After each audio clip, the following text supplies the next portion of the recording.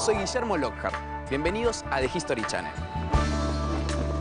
Hay fragmentos de la historia ocultos en el corazón de las ciudades. Relatos escondidos que en realidad duermen frente a nuestros ojos en las plazas, calles, esquinas y monumentos urbanos.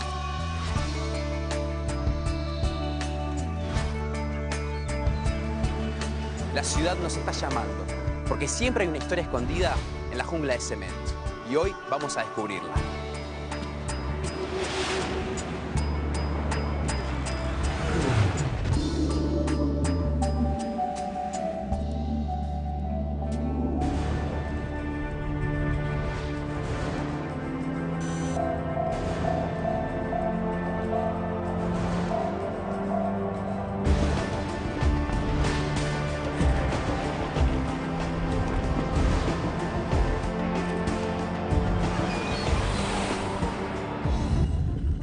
Que por sus ideales y por sus sentimientos se quitó la vida.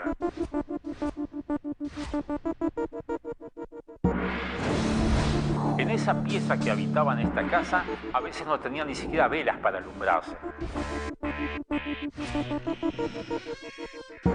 Poca gente quizás ha entrado a este sitio. Cuando Gardel entraba a un bar, era la atracción principal. Justamente la magia que tal vez tuvo este edificio hizo en Benedetti que descubriera su verdadera vocación. Ellos veían como había una especie de apología a un dios pagano.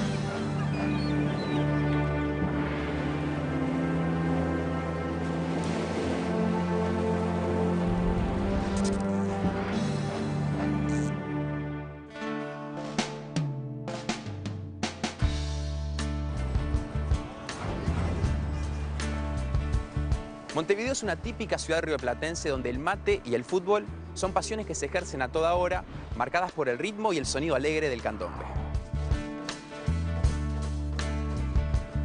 Famosa por sus coloridas murgas y vistosos carnavales, la capital uruguaya también se destaca por el espíritu nostálgico que recorre sus calles adoquinadas y edificaciones coloniales, otorgándole un particular encanto de contrastes que la vuelve única a su especie.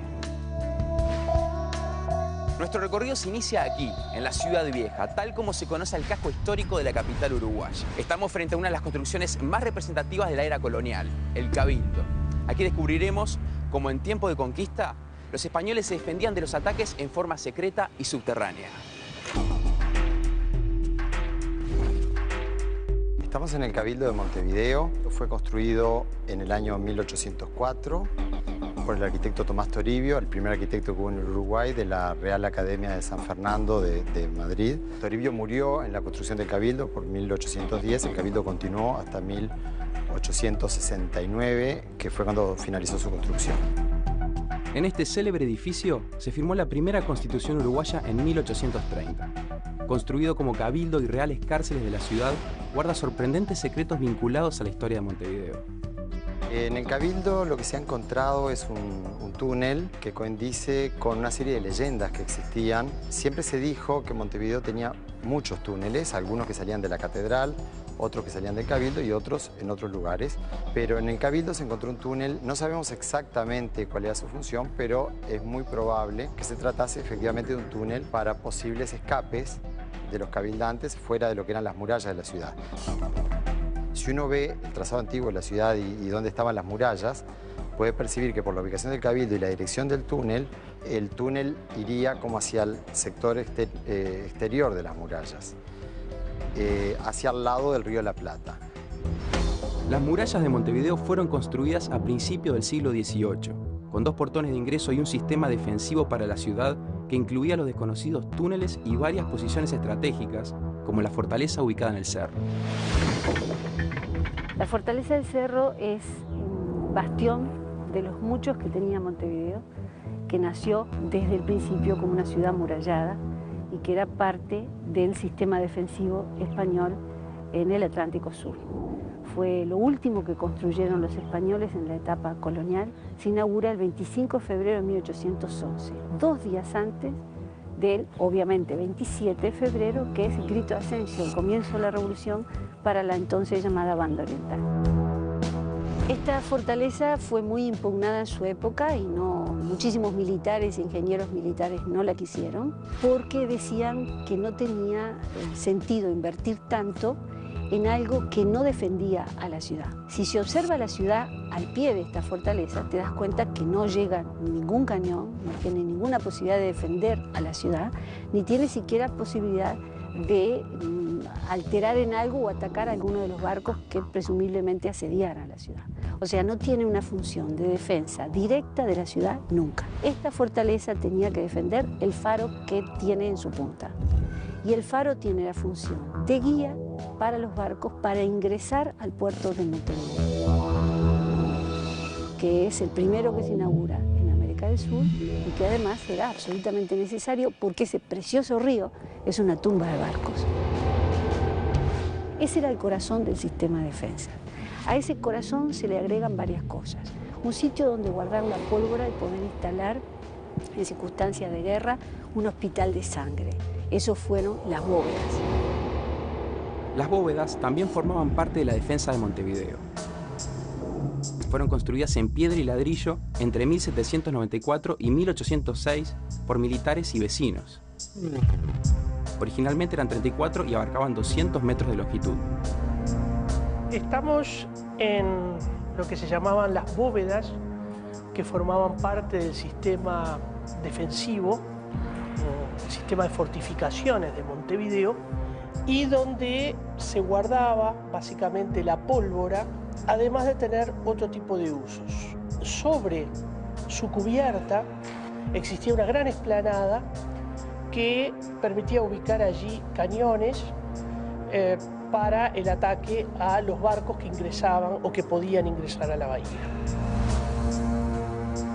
Poca gente quizás ha entrado a este sitio y eso hace que pueda considerarse como uno de esos lugares con misterio o parte de ese Montevideo desconocido para muchísimos uruguayos. El sistema preventivo de Montevideo ocupó un lugar fundamental durante el siglo XIX, cuando la historia de la ciudad estuvo plagada de acontecimientos violentos e inestabilidad política. Este sistema defensivo se relaciona con el cabildo y esos misteriosos túneles. No hay nada como un misterio para engalanar a una ciudad, porque sin duda una ciudad que se sabe encerrada tiene que tener mecanismos de escape, sobre todo porque nace como ciudad amurallada, por lo tanto sabe que nace de cara al peligro. Los túneles son lisa y llanamente caminos que comunican con cada uno de los puntos de salida. Tenían que haberlos, porque si no, no había alternativa. Todas las ciudades que se precian de un buen sistema defensivo tienen sistemas de túneles y en Montevideo esos están centralizados en el Cabildo porque esa es, de alguna forma, el único sitio de representación de la autoridad real que hay en la ciudad.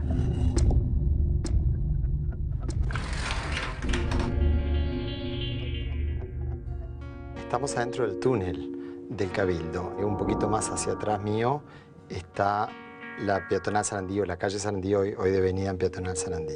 Como se puede ver, el ancho es muy poco, deben ser esto unos 90 centímetros y su altura también andará por 1,85 m, 1,90 m.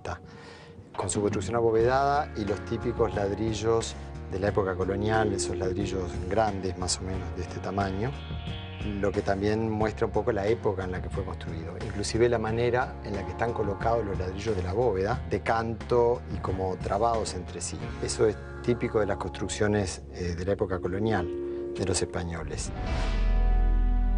Los túneles de Montevideo se mantienen como un testimonio del sistema que defendía la antigua ciudad colonial.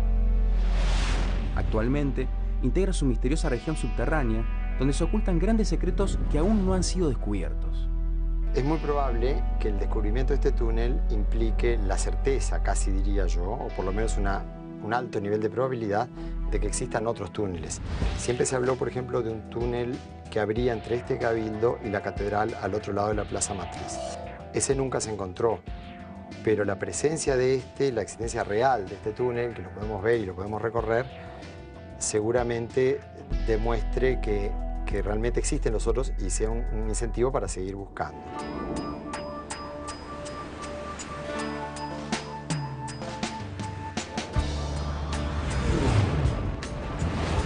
Al regresar descubriremos cuál fue el desempeño de un conocido patriota italiano en la vida política uruguaya. Además, veremos qué célebre cantor de tango revolucionó en la década del 30 a un típico bar montevideano.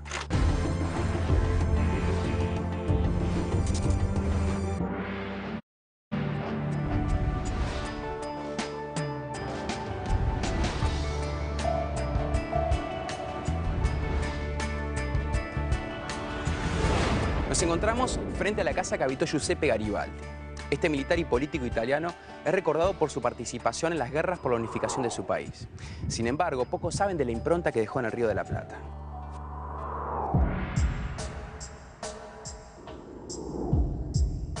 A Garibaldi se le suele llamar el héroe de dos mundos, porque en Europa y en América llevó a cabo una larga vida de combate en pro de sus principios y de sus ideas. En Europa combatió por la independencia y la unidad de su patria italiana, que desde 1815 estaba dividida y sometida a potencias extranjeras. Aquí en América, él abrazó causas identificadas con sus ideas de un liberalismo avanzado, con ciertos tintes incluso socialistas. Garibaldi llegó a Brasil en 1834 y decidió sumarse a la revolución independentista que había estallado en la región brasileña de Río Grande do Sul.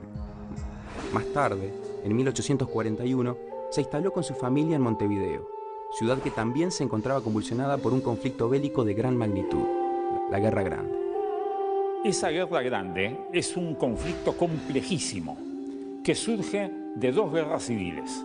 Una guerra civil uruguaya entre blancos y colorados y una guerra civil argentina entre federales y unitarios. Durante la mayor parte de la estadía de Garibaldi entre nosotros, se llevó a cabo el Sitio Grande entre febrero de 1843 y octubre de 1851. Montevideo fue sitiada durante 8 años y 8 meses por el militar Manuel Oribe, quien comandaba un ejército compuesto por uruguayos y argentinos. La defensa de la ciudad estuvo a cargo de diferentes legiones integradas por extranjeros, quienes representaban las 2/3 partes de la población. La legión italiana, que tuvo más o menos 700 combatientes, quedó bajo el mando de Garibaldi. Garibaldi, pues, fue dos cosas en el Montevideo sitiado: jefe de la flota, una flotilla muy pequeña, del gobierno llamado de la defensa, y comandante de la legión italiana que él organizó. En ese rol combatió por río y por tierra, donde ganó en 1846 la batalla de San Antonio, que le dio gran prestigio.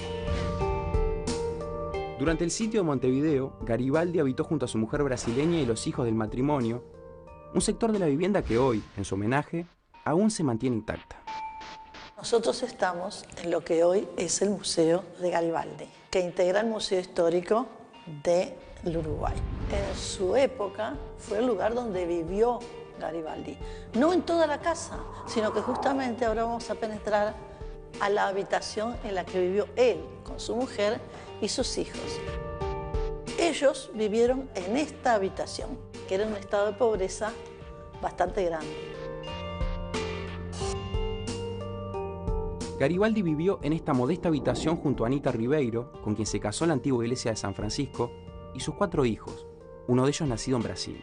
Fue el hombre más desinteresado que puede imaginarse. En esa pieza que habitaba en esta casa, a veces no tenía ni siquiera velas para alumbrarse, porque vivía del corto sueldo que le podía pagar el gobierno. A pesar de las dificultades, él siempre destacó su estrecho vínculo afectivo con la banda oriental. Garibaldi, cuando habla de esto, dice mi segunda patria. O sea que le entró muy hondo esto. Además, Garibaldi se llevó cosas de acá muy arraigadas. El uso del poncho, el uso del rojo, las camisas rojas con las que después va a entrar a Italia. Porque acá él defendió el sector colorado y el rojo ese lo traspasa a lo suyo. El gusto por el comer churrascos también es tomado aquí. A nivel general, como digo, había tanta población italiana, entonces Garibaldi fue un personaje que quedó en el ambiente, ¿no? Y se cantaban canciones. Non è vero que se ha muerto Garibaldi, pum, Garibaldi, pum. Y por eso la gente cuando dice Garibaldi, muchas veces en Montevideo dice pum, que no tiene ningún sentido, que debe ser recordando aquellos cantitos que se hacían. Tenemos una gran avenida, Garibaldi, tenemos una estatua de Garibaldi, y además si sería conocido que hay hasta un tango que habla de un tipo que baila cualquier cosa y dice: serías capaz de bailarte la marsellesa, la marcha de Garibaldi y el trovador. Lo que llega al tango es porque es consagrado popularmente. Y ahí tenemos una prueba bien clara.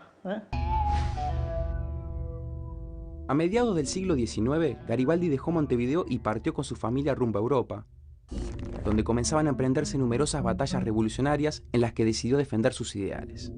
En 1848, cuando llega a Montevideo la noticia de que han estallado las grandes revoluciones europeas de ese año, él deja nuestras costas, se embarca con cantidades de sus compañeros, incluso algunos compatriotas nuestros, y va a combatir por la defensa de su patria italiana. Garibaldi muestra su espíritu aventurero y romántico en eso. Él iba y luchaba, pero cuando se entraba al terreno de las negociaciones, ahí ya se ve que no le gustaba mucho y se mandaba a mudar. Y así se vino acá. Y acá pasó lo mismo. Acá estuvo en toda la Guerra Grande, que bien grande es, y cuando empiezan las negociaciones y todo demás, y se entera además de lo que pasa allá, se va a terminar con la unidad italiana.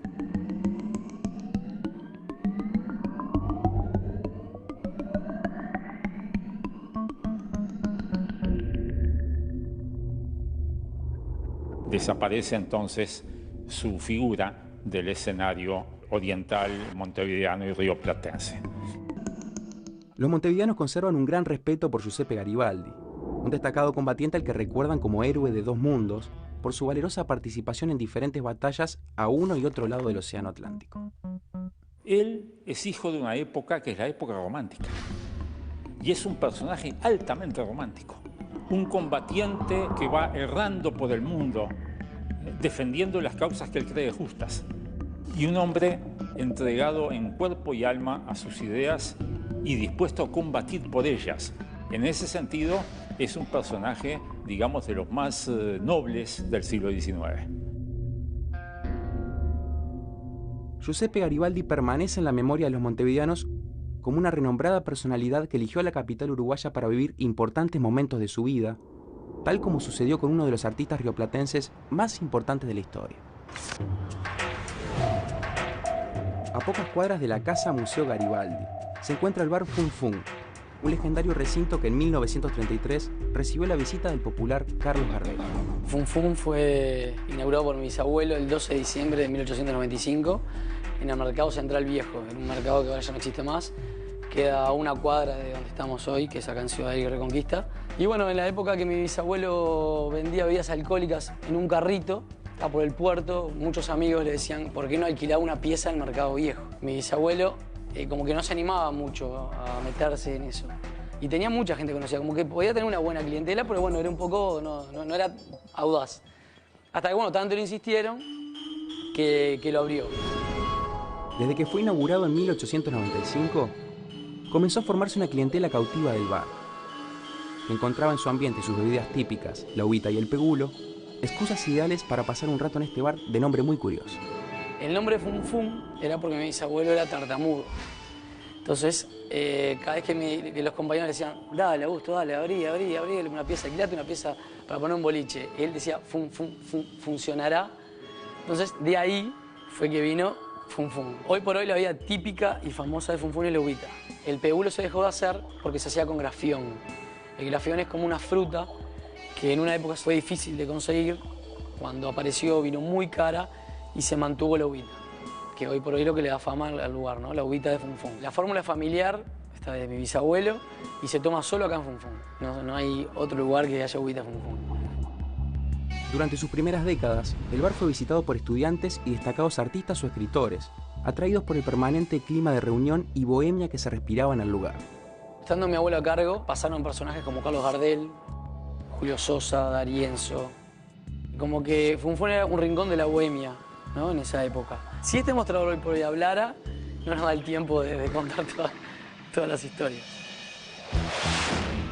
En aquella época, Montevideo recibía con frecuencia la visita del más célebre cantautor de tangos de todos los tiempos, Carlos Gardel, quien siempre mantuvo un fuerte vínculo con la capital uruguaya y su vida bohemia. Lo que no todos saben es que el mítico artista dejó su huella en el bar Fun Fun. Para los montevideanos, Carlos Gardel es como si hubiera sido un ciudadano de Montevideo. La relación es la de un visitante bastante asiduo, bastante frecuente. Él venía mucho acá y vivió en la zona sur.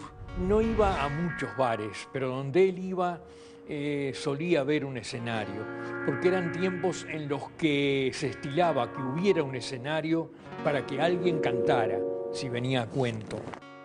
Cuando Gardel entraba a un bar, era la atracción principal y siempre le pedían que cantara, eso es obvio. Y él nunca se negaba. Él jamás se negaba ni pretendía cobrar por esa actuación extraordinaria de cantar a pedido. Él era un hombre sumamente amplio y sumamente generoso. En 1933, el intérprete de tango más popular del Río de la Plata ingresó al Fun Fun para sorpresa y admiración de los clientes y los propietarios del lugar, a quienes dejó un recuerdo que aún se mantiene a través de las generaciones. En una de sus muchas visitas a Montevideo, porque estuvo muchas veces, visitó este lugar, conoció este lugar. Se acodó a este mostrador de estaño, probó la uvita y el peulo, en esa época también las dos bebidas. Y bueno, la gente del lugar como que le empezó a decir que cantara un tango, y bueno, él no tuvo ningún problema, cantó un tango a capela y también firmó una foto que dice: para el campeón de la uvita y el peulo, sinceramente Carlos Gardel. Esta foto es la foto original de cuando estuvo Gardel en el 33, y después de cantar el tango a capela se le dejó de recuerdo a mi abuelo y a mi bisabuelo. No se exhibe en el local, la que se exhibe es una copia de esta foto, porque bueno, tiene un valor muy grande para nosotros.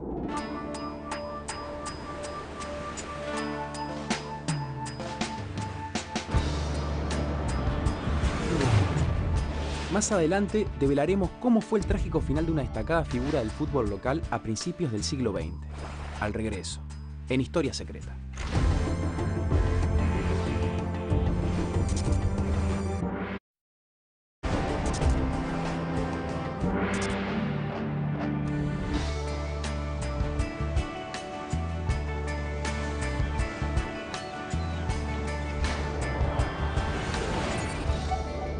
Nos encontramos en el Parque Central de Montevideo, el estadio del Club Nacional de Fútbol.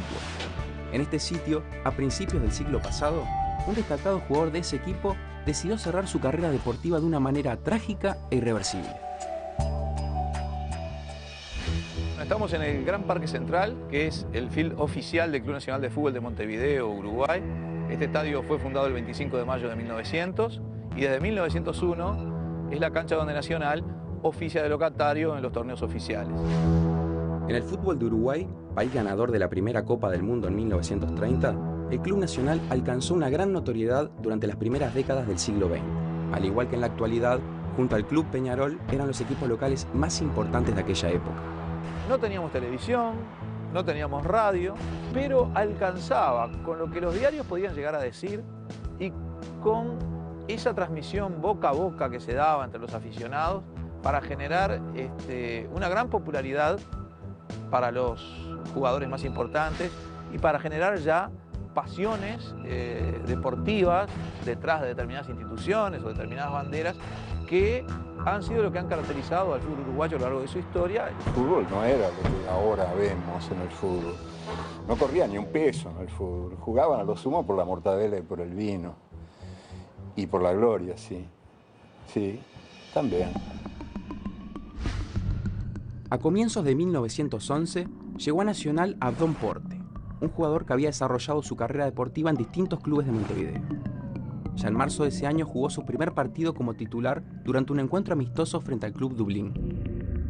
Porte fue un producto típico de esa época, un muchacho humilde, quizás con una formación cultural no muy importante, que de golpe llega a ese mundo del fútbol y siente quizá que toda su vida gira alrededor de su participación como jugador y como defensor de Nacional. Era una figura idolatrada, era el capitán del equipo, un hombre con un temperamento y una mentalidad ganadora impresionante, pero además desde el punto de vista futbolístico era un individuo con condiciones físicas muy particulares.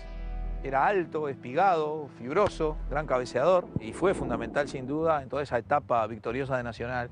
Era un hombre muy querido en el club, sumamente considerado no solo por sus cualidades futbolísticas, sino por sus dotes humanas, que lo habían distinguido de una forma muy especial. Era un hombre que gozaba de un predicamento muy grande en la institución y de un enorme cariño de parte de la hinchada de Nacional. La gente lo ovacionaba y le manifestaba todo su cariño y su adhesión por la forma en que él además se entregaba en la cancha en la defensa de la camiseta del club al que él adoraba. Como integrante indiscutido del equipo, Porte ayudó a que Nacional obtuviera grandes victorias, entre ellas varios campeonatos del fútbol uruguayo. También alcanzó la gloria a nivel internacional, pero su carrera en 1918 tuvo un desenlace inesperado. En aquellos tiempos no había directores técnicos. Los equipos los formaban las comisiones directivas. A lo sumo podían tener algún dirigente entendido en materia deportiva, pero era la comisión la que designaba el equipo.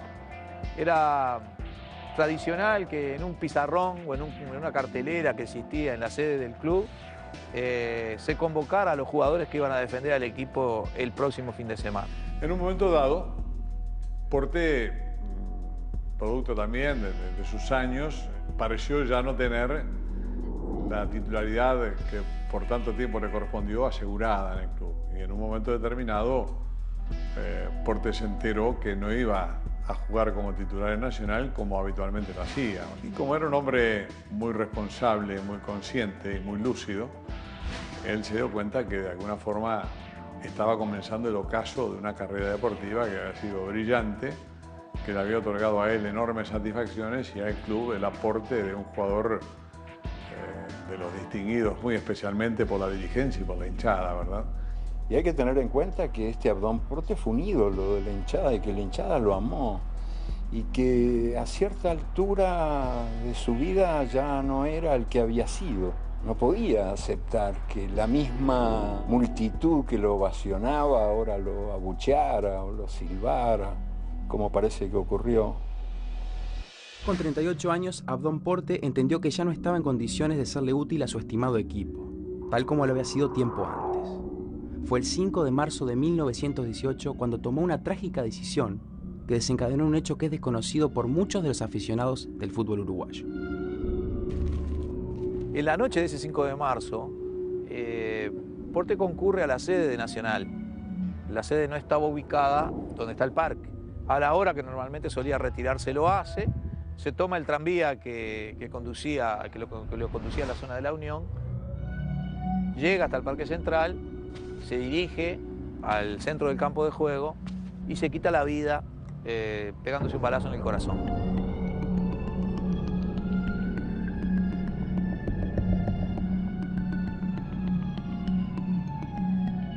A él le pareció insuperable terminar con ese ciclo tan brillante y dejar de ser el titular y el capitán de Nacional, ¿verdad? Entonces es cuando él adopta esa decisión que culmina de una manera trágica, pero que a la vez marca uno de los capítulos más formidables que tienen que ver con el romanticismo del fútbol y fundamentalmente con esa etapa de fútbol amateur que vivió el Uruguay hasta 1932, cuando los jugadores de fútbol se hicieron profesionales. No era morir de cualquier manera, no, era morir en el Parque Central, que es el estadio del Club Nacional de Fútbol, en el centro de la cancha, habiendo dejado una carta al presidente del club, el doctor José María Delgado, en la cual le pide que cuide a su madre y a su novia, dado que él se va a quitar la vida. La particular historia del futbolista Abdón Porte fue tomada como inspiración de diversas obras literarias creadas por algunos de los escritores rioplatenses más significativos de todos los tiempos. Pero este es un caso tan extraordinario, tan único, que Horacio Quiroga hace un cuento Eduardo Galeano, una pluma brillante, se ocupa también de la vida y de la muerte de Abdón Porte en uno de sus mejores libros. Yo no sabía quién era Abdón Porte, no tenía la menor idea de quién era, hasta que un día leí un cuento de Horacio Quiroga, y Quiroga contaba la historia de un jugador que había sido ídolo y que terminó suicidándose en la cancha del club que amaba. Y él atribuía el suicidio de Abdón Porte al mareo, la gloria y la ignorancia de un jugador de cultura escasa. Se supo más quizás a través del relato de Quiroga, que parece ser una reproducción textual de lo que acaeció esa noche. Se supo más a través de eso de lo que se pueda haber sabido a través de los digamos, de los directos participantes en los hechos. La exitosa carrera de Porte, finalizada con un desenlace tan inesperado como trágico, permanece para los montevideanos como un excepcional ejemplo de entrega y devoción al club de sus amores. Los jugadores dependían completamente de ese vínculo que tenían con los hinchas. Ellos actuaban al servicio de los hinchas, eran como instrumentos de una religión. Jugar era un acto de fe. Y yo creo que eso fue lo que se rompió a cierta altura de la vida de Abdón Porte. Abdón Porte, aparte de ser un gran jugador de Nacional, era hincha ferviente de Nacional. Y solamente ese sentimiento de él, esa adhesión para con el club, explica el final que tuvo, ¿verdad? Quizás él sintió que había muerto antes de matarse, que estaba viviendo una vida mentida y por esos asuntos del honor no quiso seguir simulando.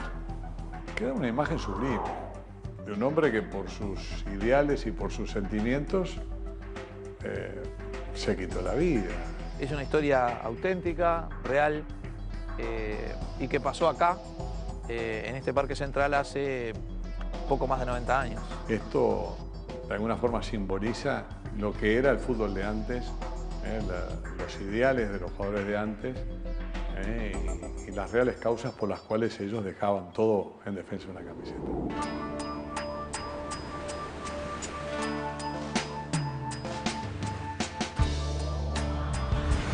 En breve, en Historia Secreta, descubriremos qué renombrada personalidad de las letras uruguayas ocupó un cargo de funcionario en esta dependencia. Además, veremos cómo y por qué a principios del siglo XVII fue prohibida la infusión más tradicional de la República.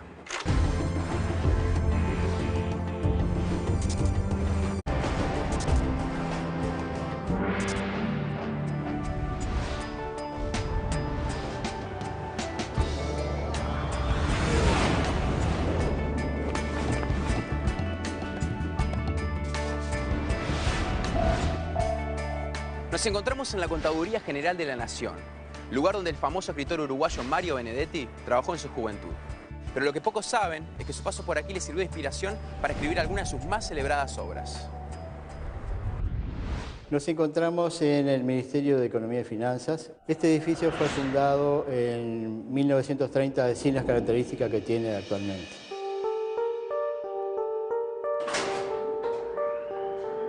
Este lugar es un cúmulo de oficinas públicas que desde el año 1930 fue lo que se llamó Contaduría General de la Nación. Todas las cuentas, todos los trámites fiduciarios, los trámites de dinero, los pagos del Estado, pasaban por este lugar. Por estas oficinas, personajes ilustres pasaron muchos relacionados con el deporte, con la cultura, pero el más destacado de todos para nosotros fue el escritor Mario Benedetti. Mario Benedetti trabajó en la dependencia entre 1940 y 1944. Poco antes de su muerte, las autoridades del lugar buscaron en los archivos aquel pasado del ilustre poeta. Pero fue muy poco lo que hallaron.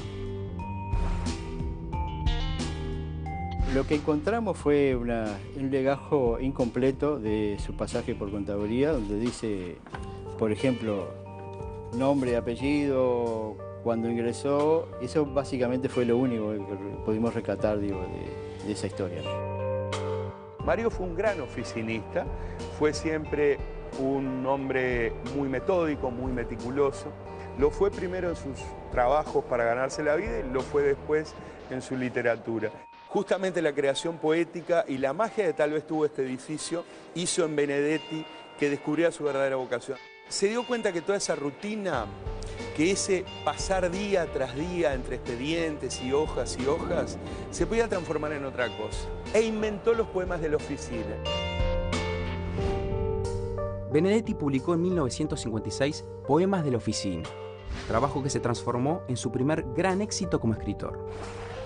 Pocos años más tarde, en 1960, escribió La tregua, una de sus obras más importantes, donde también hay escenas estrechamente relacionadas con su pasado como empleado público. Hay un pasaje de La tregua que cuando el personaje le hacen creer, sus compañeros de trabajo, que había ganado la lotería, y se sube arriba del escritorio y empieza a insultar al jefe porque había ganado la lotería, y los demás tratan de decirle, no, es una broma, es una broma. Digo, eso me parece que era pintado en una oficina de este tipo, ¿no? La tregua es una novela en que yo creo que Benedetti plasma muchos de los personajes que hoy podemos encontrar aquí en el Ministerio de Finanzas, en lo que fue la Contaduría General de la Nación. El prestigioso cantautor uruguayo Daniel Biglietti reconoce la influencia del trabajo como oficinista en la personalidad de Mario Benedetti, con quien mantuvo una intensa y larga amistad. Yo siempre sentía, respiraba un hombre que había tenido contacto con mucha gente. Y claro, después revisando la vida, conversando con él, contándome anécdotas, fui entresacando muchos pasajes de su vida ligados al empleo, ¿no? Al trabajo con un escritorio, a ese trabajo frente a los números. Alimentó no solamente su ternura, que aparece muchas veces incluso en los poemas de la oficina, hay mucha ternura en la visión de ese mundo, sino que también alimentó su rebeldía, ¿no? Hay por ahí algún poema de la oficina donde él incita a su jefe a decir no, a decir basta de esto, ¿no? Y efectivamente, de todas las influencias que tuvo en su vida Mario Benedetti, yo creo que la del funcionario lo marcó. Y yo creo que Benedetti lo que debe haber disfrutado de estar aquí no es obviamente el papeleo, el expedienteo, el poner un sello, sino el observar a la gente, el observar a los personajes que él después iba a ir plasmando en su literatura. Hoy, muchas personas que transitan por este lugar desconocen que en una de estas oficinas trabajó como empleado público Mario Benedetti, uno de los escritores más importantes de Uruguay. Este se llama El Nuevo. Viene contento el Nuevo, la sonrisa juntándole los labios, el lápiz Faber virgen y agresivo, el duro traje azul de los domingos, decente, un muchachito. Cada vez que se sienta, piensa en las rodilleras, murmura, sí señor, se olvida de sí mismo, agacha la cabeza, escribe sin borrones, escribe, hasta las 7 menos 5. Dentro de 20 años, quizá de 25, no podrá enderezarse, ni será el mismo. Y 2 veces al año pensará, convencido, sin creer su nostalgia, ni culpar al destino, que todo ha sido demasiado sencillo.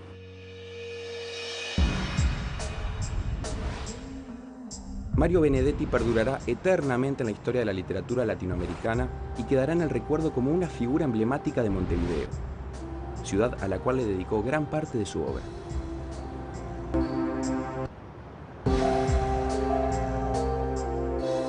Muy cerca de allí nos encontramos con la Rambla, uno de los lugares elegidos por los montevideanos como punto de encuentro para disfrutar una de sus costumbres típicas, el mate. Bueno, estamos en un punto de esta preciosa Rambla de Montevideo, un lugar que tiene mucho que ver con nosotros, con los montevideanos y, por supuesto, con el mate, el lugar elegido y favorito de los montevideanos a la hora de tomar un matecito. El uruguayo que toma mate, el mate lo acompaña permanentemente al laburo, o sea, sea, al trabajo, no sé, los momentos de esparcimiento, los momentos de encontrarse, muchas veces se arman en torno al mate. El mate es una bebida preparada con yerba, una planta que se cultiva en América del Sur. Esta infusión también es consumida en otros continentes, pero de otras maneras. Para eso utilizamos el continente, donde va a ir la yerba, que se denomina mate, la bombilla, que es lo que evita que no pase la yerba, y obviamente el elemento fundamental, que es la yerba mate. Se coloca el agua en la pava para preparar nuestra infusión, la cual, a diferencia del té, solamente tiene que llegar a 80 grados. El mate era una costumbre de los nativos de la región antes de la llegada de los conquistadores españoles. Ya a fines del siglo XVI, este hábito comenzó a ser cuestionado. El mate siempre a lo largo de su historia ha tenido que superar varias barreras sociales, políticas, culturales, religiosas. Y una de las razones fue de que el nativo asociaba, al igual que todas las culturas nativas en América, a cada planta la asocia con un dios. La yerba mate tenía su dios, en este caso el dios era Tupá. Entonces cuando le preguntaban, ¿no?, al nativo de dónde había salido la yerba, espontáneamente decía, nuestro dios del bien Tupá nos la brindó. Entonces ellos veían cómo había una especie de apología a un dios pagano. Entonces ellos creían que cortando el consumo del mate iban a cortar esa vinculación, iban a imponer su doctrina religiosa de forma más fácil. La oposición a esta costumbre fue en aumento, ya que los gobernantes españoles se negaron a aceptarla y tomaron medidas para prohibir la infusión. Además, el conquistador Hernán Darias ordenó quemar toneladas de yerba mate en las plazas públicas. Sin embargo, con el paso de los años, se dieron cuenta que este hábito sería difícil de erradicar y que además podía ser un negocio lucrativo. Los primeros europeos habían venido a esta zona en busca de oro y de plata. Entonces, cuando se desvanecían esas esperanzas de encontrar plata, los encomenderos, que ya tenían a los indios explotándolos como una especie de esclavitud, vieron que retomar el comercio de la yerba mate y empezar a explotarla podía ser una fuente de ingresos para su divisa. En Uruguay es habitual que, además de funcionar como excusa para juntarse en espacios interiores, el mate sea consumido en lugares públicos, costumbre que se convirtió en símbolo durante el último régimen militar que gobernó el país. El mate fue símbolo de rebeldía en Uruguay durante la dictadura. O sea, se lo empezó a utilizar como excusa o como elemento para un encuentro casual en una esquina y tomar mate y poder conversar. Porque estaban prohibidas las reuniones en la calle, o sea, la gente no se podía reunir. Entonces lo tomaban como una excusa, ¿no? Entonces se intercambiaban un mate, hablaban. Esa fue también una de las razones por el cual el mate empezó a conquistar, o quizás fue su primer paso a la conquista del espacio público.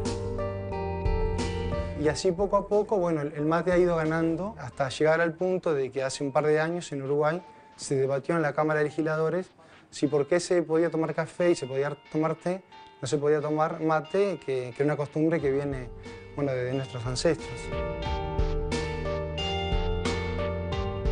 Aquí va el agua, ¿no? Siempre mantenemos seca una porción de yerba, y esto es importantísimo, no se puede mojar. Entonces, una vez que lo tomamos, el mate poco a poco empieza a perder su sabor. Entonces nosotros, una vez que se ha agotado el sabor, levantamos la bombilla, la giramos un poquito y recomponemos el cuenco. Me voy a tomar un mate. Y así de rápido se toma el primer mate.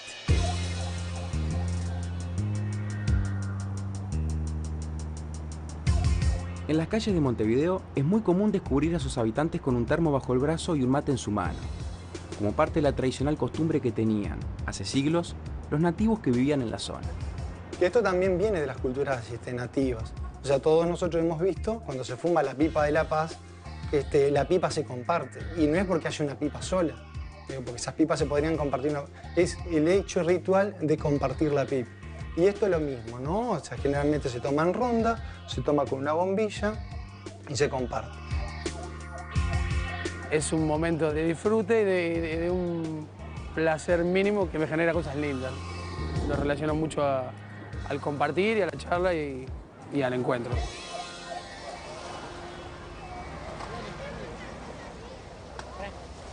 En la actualidad, El mate es la infusión preferida por los habitantes de la capital uruguaya, gracias a que la costumbre de beberlo trascendió la prohibición y se mantuvo a través de los siglos. Del mismo modo, perduró en la ciudad la presencia española desde los tiempos coloniales, cuando se utilizaban los túneles subterráneos como posible sistema de defensa. Las historias nos regresan al lugar de partida, aquí, donde comenzó nuestra búsqueda. Nuevos relatos desconocidos esperan para ser descubiertos, porque recuerden que siempre habrá una historia escondida en la jungla de cemento. Soy Guillermo Lockhart para The History Channel. Gracias por acompañarnos.